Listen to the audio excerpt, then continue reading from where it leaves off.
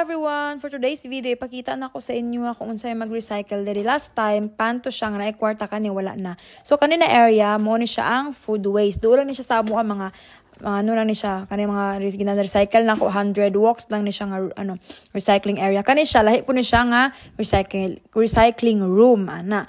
Dira makita nimo dira ang ginalabay ang mga papel, mga karton, plastics, glass bottles, aluminum or cans or foils, battery, dira na siya dira nga pakita na ko sa inyo. So lahi-lahi ang bins ana nila alangan naman di ba mag-segregate na lang kay responsable pagka na lang jud. So diri nga area makita nimo na mga signs nakabot na kung asa nimo dapat ilabay tong pers ano mga payong kana mga naasa balay mga di nimo gamitin pwede nimo ilabay dira pers ani mga plastics, papers.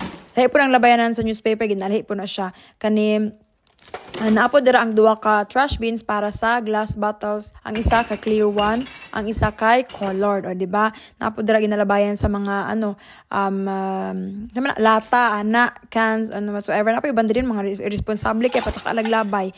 Og ang lithium battery ginalahi gid na ang labayanan sa battery mo nang importante gid na sa ilaha kay delikado na siya. Importante jud na siya lahi. So naapo ko nadala pag ina ko ni akong pants sayang gid na ako pabalik pauli kan anay kantidad. So tayong pag na diri nga nag-sound ang siren. So i-explain ako sa inyo kung unsa na siya.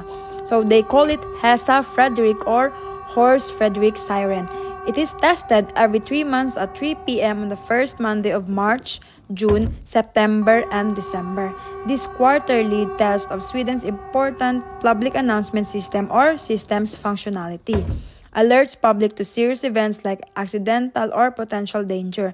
At other times, these sounds indicates a real threat or crisis to the public. A continuous tone for 30 to 40 seconds means it's clear or danger has passed. Ginatest na nila ka in case na ay gera mahitabo mo na imong madunggan. So mo to everyone, I hope na mo na tun-an and take care and thank you so much. Bye!